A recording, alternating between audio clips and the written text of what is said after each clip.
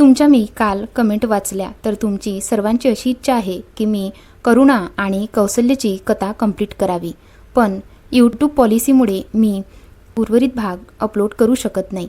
त्यामुळे मी तुम्हाला 2 दिवसाने उर्वरित जी कथा राहिलेली होती कौसल्या आणि करुणाची ती पोस्टद्वारे सांगेल। तुझ्यात हरवले मी भाग 2। तो बाईक सुरू करत म्हणाला, and I am not interested असं म्हणत तो पुढे निघून गेला। आरशातून मागे पाहिलं तर ती मुलगी आता शांत बसली होती आणि तिचा बॉयफ्रेंड संशयाने तिच्याकडे पाहत होता। तो हलकसं हसला, पीपल आर स्ट्रेंज। मग त्याने बाईकचा वेग वाढवला। भाग 1 वरून आता पुढे। एका रस्त्यावरून बाईक चालवत तो मुलगा 5 मिनिटात त्या ठिकाणी पोहोचला जिथून 3 रस्ते वेगवेगळ्या दिशांना जात होते। त्याने बाईक तिथेच थांबवली आणि थोडा वेळ तिथे उभा राहून आजूबाजूचा नजारा पाहू लागला। पाहता पाहता त्याच्या चेहऱ्यावर मोठं हास्य उमटलं।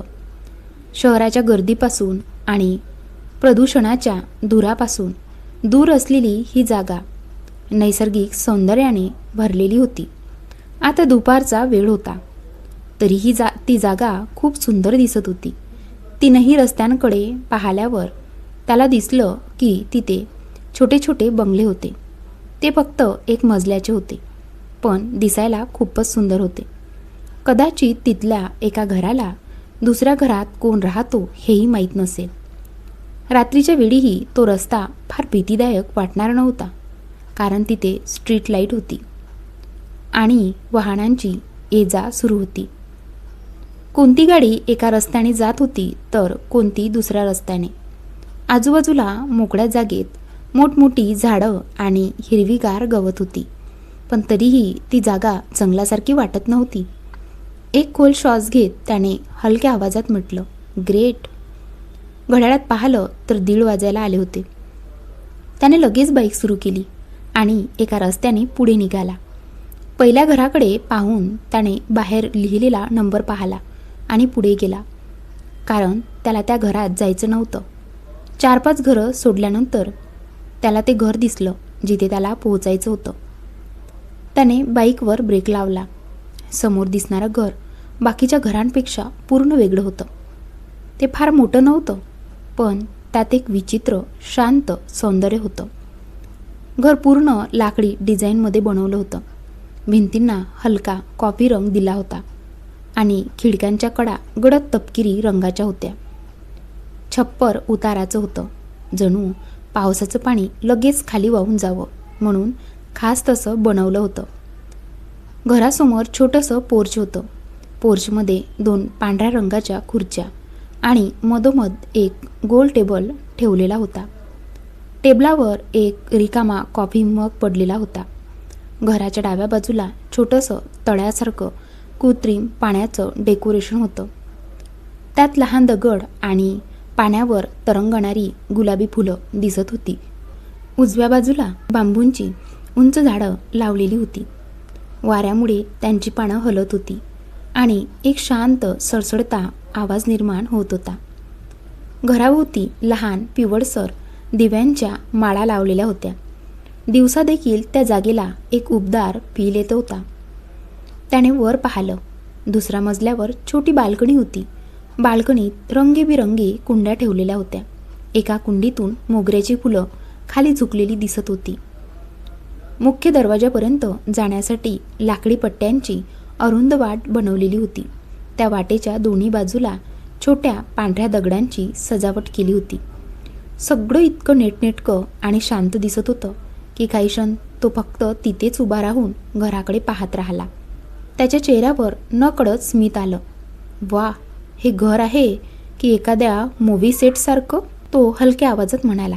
त्याने गॉगल टी-शर्टमध्ये अडकवला आणि हेल्मेट काढलं। हेल्मेट काढताच त्याने केस मागे सारले। घामाचे काही थेंब कपाळावरून खाली आले। तो बाईकवरून उतरला आणि पुन्हा एकदा त्या घराकडे पाहू लागला। फायनली आय थिंक हीच जागा आहे ती, असं म्हणत तो हळूहळू गेटमधून आत चालू लागला। पुन्हा एक खोल श्वास घेऊन त्याने केस ठीक केले, जॉकेट नीट केलं आणि पुढे चालू लागला। गेट उघडंच होतं, त्यामुळे तो सरळ आत गेला। गेटपासून घरापर्यंत छोट्या दगडांनी बनवलेली पायवाट होती आणि दोन्ही बाजूला हिरव्या गवताच्या रेषा होत्या. आजूबाजूला बघत तो पुढे चालत राहिला. ते एक गार्डनसारखं बनवलं होतं. वेगवेगळ्या प्रकारची फुलझाडं होती. त्यांची देखभाल खूप चांगली केली जात होती. एक पाण्याचा नळही होता. कदाचित त्यातून झाडांना पाणी घातलं जात असावं. घराची सुंदरता पाहून तो थोडा आश्चर्यचकित झाला. काही पायऱ्या चढून तो दरवाजापाशी पोहोचला. तिथे 2 दरवाजे होते, बाहेरचा ग्रिलचा आणि आतला लाकडी. कदाचित थोडी एकांत जागा असल्यामुळे तसं केलं असावं असं त्याला वाटलं. त्याने पुन्हा केस आणि कपडे नीट केले. हात तोंडासमोर ठेवून श्वास घेतला. वास येतोय का ते पाहिलं. त्याला आठवलं की थोड्या वेळापूर्वी त्याने मेंटॉल पेपरमिंट खाल्ली होती. शेवटी तो कुणाला तरी भेटायला आला होता आणि त्याला समोरच्याला इम्प्रेस करायचं होतं. डोळे बंद करून त्याने एक खोल श्वास घेतला आणि डोरबेल वाजवली. आत तिचा आवाज गेला. तो दरवाजा उघडण्याची वाट पाहू लागला. 4-5 सेकंद गेले पण दरवाजा उघडला नाही. तो थोडा घाबरला. पुन्हा डोरबेल वाजवली पण तरीही दरवाजा उघडला नाही. तो मनात म्हणाला, घरात कोणी नाही का? फोन नंबरही दिला नाही ॲडमध्ये, नाहीतर कॉल करून आलो असतो. मग स्वतःच म्हणाला, नाही, आधी फोन केला असता तर कदाचित सरळ नाही म्हणाले असते. मी तरी ते त्यांना कन्व्हिन्स करायला आलोय. तो बाहेर जाण्यासाठी वळला. तेवढ्यात दरवाजाचा नॉब उघडण्याचा आवाज आला. तो पटकन मागे वळला. त्याच्या चेहऱ्यावर पुन्हा एक मोठं हास्य आलं. दरवाजा हळूहळू उघडला. पण दरवाजा पूर्ण उघडल्यावर समोरचं दृश्य पाहून त्याचं हास्य गायब झालं. त्याच्या डोळ्यात आश्चर्य भरलं. समोर त्याच्याच वयाची एक मुलगी उभी होती. तिने काळ्या रंगाची गुडघ्यापर्यंतची शॉर्ट्स आणि फिकट गुलाबी टी शर्ट घातला होता. टी शर्टवर छोटंसं बी हॅपी असं प्रिंट होतं. BTSच्या 7 कोरियन सिंगरचे फोटो होते. एका हातात वडापाव होता आणि ती मोठा घास खात होती. तिचे केस वर उंच अंबाड्यात बांधलेले पण थोडे विस्कटलेले. अनेक केसांच्या बटा चेहऱ्यावर येत होत्या. तो मुलगा तिला आश्चर्याने पाहत होता आणि ती मुलगी त्याच्याकडे अशी बघत होती जणू तिच्यासमोर एखादा जोकर उभा आहे. ती म्हणाली, ओ हॅलो, असं काय बघतोयस? तो भानावर आला. हां, कोण आहेस तू आणि इथे काय करतोयस? तो म्हणाला, हाय, माझं नाव आदित्य पाटील आहे. ती म्हणाली, मग तुझं नाव? ती म्हणाली, तू जनगणना करायला आलायस का? तो म्हणाला, नाही. ती लगेच म्हणाली, मग Aadhaar card, pan card, credit card, debit card की राशन कार्ड सर्वे? तो थक्क झाला. ती जोरात म्हणाली, अरे उत्तर दे. तो अडखळत म्हणाला, मी. तिने दरवाजा मागून लोखंडी रॉड बाहेर काढली. तो घाबरून 2 पावलं मागे गेला. ती म्हणाली, कोण आहेस तू? चोर तर नाहीस ना? तो घाईघाईने म्हणाला, नाही मॅडम, मी चोर नाही. ती म्हणाली, बोल, इथे का आलास? तो बॅगमधून पेपर काढून म्हणाला, मॅडम, तुम्ही न्यूजपेपरमध्ये PGसाठी जाहिरात दिली होती, मी त्यासाठी आलो आहे. ती म्हणाली, तू अशिक्षित आहेस का? तो म्हणाला, एक्सक्यूज मी? ती म्हणाली, ॲडची कंडिशन वाचली नाहीस? तो म्हणाला, वाचली आहे, पण मला राहायला घर खूप गरजेचं आहे, नाहीतर मला उद्यापासून रस्त्यावर राहावं लागेल. तो हात जोडून म्हणाला, प्लीज मॅडम, फक्त 1 महिना राहू द्या. ती फक्त त्याच्याकडे बघत राहिली.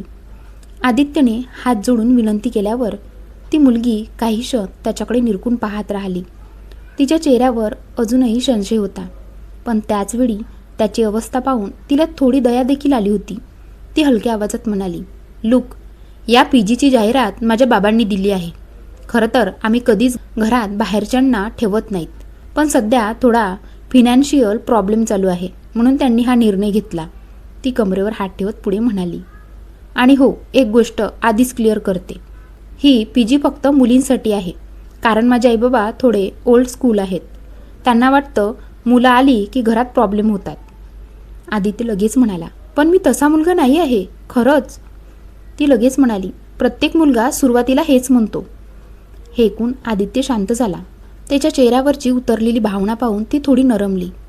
ठीक आहे, मी बाबांना एकदा फोन करून विचारते, पण प्रॉमिस नाही करत.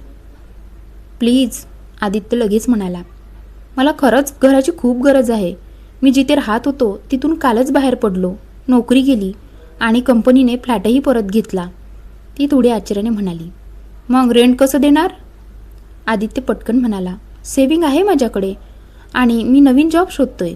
मी फक्त 1 महिना मागतोय, तोपर्यंत काहीतरी सेट होईल. त्याच्या आवाजातली प्रामाणिकपणा स्पष्ट जाणवत होता. ती काही सेकंद शांत राहिली, मग म्हणाली. ओके, थांब इथे. ती वळणार इतक्यात आदित्य म्हणाला. 1 मिनिट. ती त्राशिक नजरेने मागे वळली. आता काय? आदित्यने पटकन बॅग उघडून एक फाईल बाहेर काढली. यात माझे डॉक्युमेंट्स आहेत. आधार कार्ड, लायसन्स, रेझ्यूम. तू बाबांना दाखवू शकतेस. ती फाईलकडे पाहत राहिली. मनात ती विचार करत होती. आजकाल इतक्या सहज कोण स्वतःचे डॉक्युमेंट्स देतो? तिने हात पुढे केला. आदित्यने फाईल पुढे केली, पण मध्ये ग्रिल असल्यामुळे फाईल अडकली. दोघे काही सेकंद ॲकवर्ड शांत उभे राहिले. आदित्यला वाटलं आता ती दरवाजा उघडेल, पण तिने शांतपणे बर्गरचा घास घेतला. मग ग्रिलमधून हात बाहेर काढून फाईल ओढून घेतली. फाईल वाकली. आदित्य तिला बघतच राहिला. ती काही न बोलता आत निघून गेली. आदित्यने केसात हात फिरवत स्वतःशीच पुटपुटला. ही मुलगी थोडी डेंजरस वाटते. तो बाहेरच असलेल्या छोट्या दगडावर बसला. आजूबाजूला शांतता होती. फक्त पक्ष्यांचे आवाज आणि वाऱ्याने हलणाऱ्या झाडांची सडसड ऐकू येत होती. 5-6 मिनिटांनी त्याच्या पोटातून गुरगुर आवाज आला. त्याने घड्याळात पाहिलं. 2 वाजून गेले होते. भूक तर जोरात लागली आहे. तो बॅगमधून एक छोटा डब्बा काढतो. त्यात त्याने बनवलेले तेलपोळीचे रोल होते. डब्बा उघडताच त्याच्या चेहऱ्यावर हलकी स्माईल आली. थँक गॉड, सोबत घेऊन आलो. तो पहिला घास घेणार इतक्यात दरवाजाजवळून आवाज आला. ओय मिस्टर पीजी. तो दचकून मागे वळला. ती मुलगी दरवाजात उभी होती.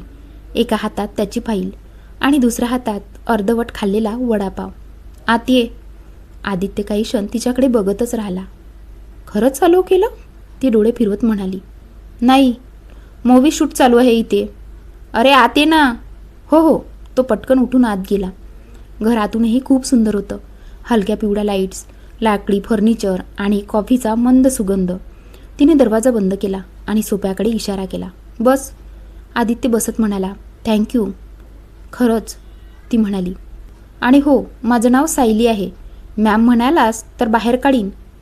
ओके सायली. गुड. ती त्याला फाईल परत देत म्हणाली. बाबांनी फोटो पाहिले. त्यांना वाटलं तू डिसेंट आहेस म्हणून 1 महिन्यासाठी परवानगी दिली. आदित्यच्या चेहऱ्यावर लगेच दिलासा उमटला. Thank you so much. Relax hero, emotional होऊ नकोस. माझं नाव आदित्य आहे. Okay hero, Aditya. ती समोर बसली. टेबलवर वडापाव, समोसे, फ्रेंच फ्राईज आणि 2 ग्लास लिंबू सरबत ठेवलेलं होतं. ती म्हणाली. बाकी रूल्स नंतर सांगते, आधी मला खाऊ दे. तुझ्यामुळे माझं लंच डिस्टर्ब झालं. ती वडापावचा घास घेत म्हणाली. तू पण खा. आदित्यने आपला डब्बा उघडला.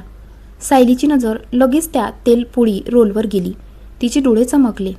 ओ माय गॉड, हे तेलपोळी रोल आहेत? हो. ती लगेच पुढे झुकली. प्लीज मला एक दे ना. आदित्यने डब्बा मागे घेतला. अगं पण मग मी काय खाणार? ती टेबलकडे बोट दाखवत म्हणाली. हे सगळं आहे ना, समोसे, वडापाव, फ्राईज. मला फक्त तो रोल हवा. मी जंक फूड खात नाही. सायली 2 सेकंद शांत राहिली. मग अचानक म्हणाली. मी किचनमध्ये मॅगी पण बनवली आहे. मग खा ना. नाही, मला बनवायला आवडतं, खायला नाही. आदित्य तिच्याकडे काही क्षण पाहत राहिला. तुझं लॉजिक नासाला पण समजणार नाही. ती डोळे बारीक करत म्हणाली. रोल देतोयस का नाही? तिच्या आवाजात पुन्हा तीच वॉर्निंग होती. आदित्यला लगेच आठवलं. त्याला इथे पुढचे 30 दिवस राहायचं आहे. त्याने लगेच डब्बा पुढे केला. घे. सायलीच्या चेहऱ्यावर विजयी स्माईल आली. ती डोळे बंद करून आनंदाने रोल खाऊ लागली आणि आदित्य फक्त तिच्याकडे बघत बसला. त्याच्या मनात एकच विचार फिरत होता. ही मुलगी नक्की एलियन आहे का?